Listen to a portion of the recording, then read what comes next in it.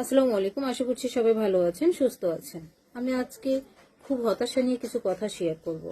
এই যে কিছু গার্মেন্টস রিলেটেড পেজ আমাকে ভালোবেসে আমার ছবি শেয়ার এবং পোস্ট করতেন।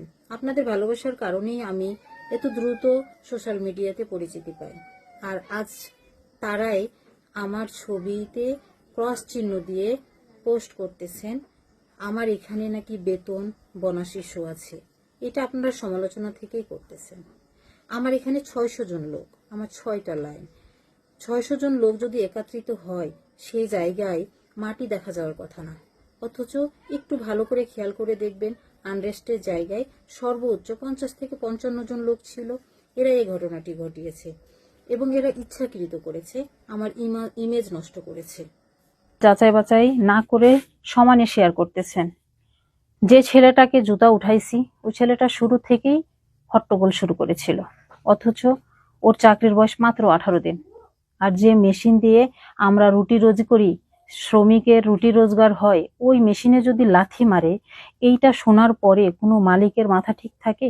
আমিও রাগের মাথায় কাজটা করেছি, যেটা আমারও ঠিক হয়নি। এর জন্য আমি ক্ষমা চাচ্ছি।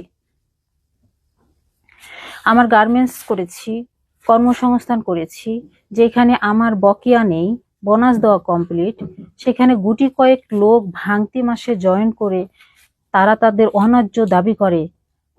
আমার কারখানারও তো কিছু নিয়ম কানুন আছে। 15-20 দিন ডিউটি করার পর যদি কোনো কর্মী 15 দিনের বেতন দাবি করে, তাহলে যারা সারা মাস কাজ করেছে তারা তো পুরো মাসের বেতন দাবি করার কথা। আপনারা বলতেছেন ঈদ তো কিছু দিতে পারতেন। দেখুন, ঈদ কিন্তু আমারও, আমি কিন্তু খুব বড় গার্মেন্টস মালিক না। আপনারা এই সেক্টরে যারা আছেন সবাই জানেন, 18-20 দিন ডিউটিতে কোনো মালিক 15 দিনের বেতন দিয়ে দিবে না। ওরাও কিন্তু জানে যে পাবে না। এখানে বাহির থেকে ইন্ধন দেওয়া হয়েছে, যতটুকু পরে জানতে পেরেছি। আর মারধর বলতে যেটা বলতেছেন সেটা শুধু জুতা উঠানো পর্যন্ত। আমার পুরো কারখানা সিসি ক্যামেরায় কাভারেজ। প্রশাসনের লোক নিয়ে ঈদের পর আসুন, ক্যামেরা রেকর্ড চেক করুন, দেখুন কোনো শ্রমিকের গায়ে হাত তোলা হয়েছে কিনা। যদি কোনো রেকর্ড চেক করে পান, যে কোনো শাস্তি আমি মাথা পেতে নিব।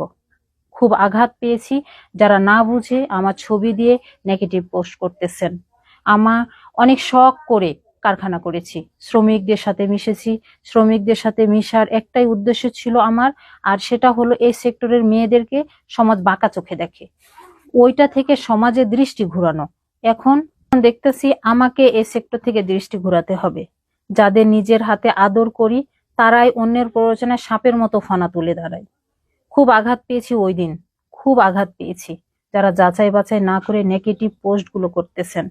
আজকে খারাপ লাগতো না যদি শ্রমিকেরা বকেয়া বেতনের দাবিতে, বোনাসের দাবিতে রাস্তায় দাঁড়াতো। ফেডারেশনের লোক এবং ইন্ডাস্ট্রিয়াল পুলিশ শ্রমিকদের সাথে কথা বলে তাদের জিজ্ঞেস করেছিল, কারখানা খারাপ হলে তোমরা চাকরি করতে না চাইলে রিজাইন দিতে পারো। কারা কারা চাও? 50-55 জন লোক আনরেস্ট করলো, আর এই ঘোষণার পর রিজাইন দিল মাত্র 9 জন। আর এই 9 জনই ছিল নতুন জয়েন করা। এদের কারো ঈদের পর আসার উদ্দেশ্য ছিল না। এরা ঈদের আগেই ঝামেলা করে টাকাটা নেওয়ার পায়তারা করেছিল। ধন্যবাদ ইন্ডাস্ট্রিয়াল পুলিশ এবং ফেডারেশন এর লোকদের, তারা সঠিক ন্যায় বিচার করার জন্য। স্বপ্ন ছিল অনেক কর্মসংস্থান করব, কিন্তু ওই দিনের ঘটনার পর সিদ্ধান্ত চেঞ্জ করে ফেলেছি। নতুন কোনো নিয়োগ দেব না, জরুরি ছাড়া। গুটিয়ে ফেলবো কর্মসংস্থান সৃষ্টির ব্যবসা ধীরে ধীরে। ব্র্যান্ডিং বুঝি, তাই নিজের কোনো প্রোডাক্ট এস্টাবলিশ করব খুব শীঘ্রই। শোরুম ব্যবসায় নামবো। কম লোক, প্যারা কম। কর্মসংস্থান করে অপমান হব না।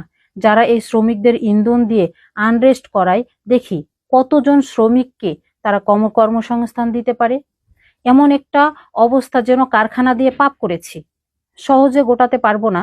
বায়ারদের পণ্য থাকে, ব্যাংকের ব্যাক টু ব্যাক খোলা থাকে, দেখে এরকম ব্ল্যাকমেল করবেন? ভাবে যে এরা তো এত বড় কারখানা নিয়ে পালাতে পারবে না, তাই এরকম হয়রানি। আরেকটি কথা, যারা ভাবেন আমি ভিউ ব্যবসার জন্য শ্রমিকদের সাথে ক্যামেরার সামনে ভালো সাজি, আপনাদের ধারণা ভুল। আপনারা বললে আমি পেজ ডিলিট করে দিব। শখ থেকে করি, আপনাদের ভালোবাসায় ভাইরাল হয়েছি। আপনারা না চাইলে স্টপ করে দিব। আমার ব্যবহারে কেউ কষ্ট পাবেন না, কষ্ট দিয়ে থাকলে ক্ষমা করে দিবেন। ভালো থাকবেন, সুস্থ থাকবেন। আল্লাহ হাফিজ।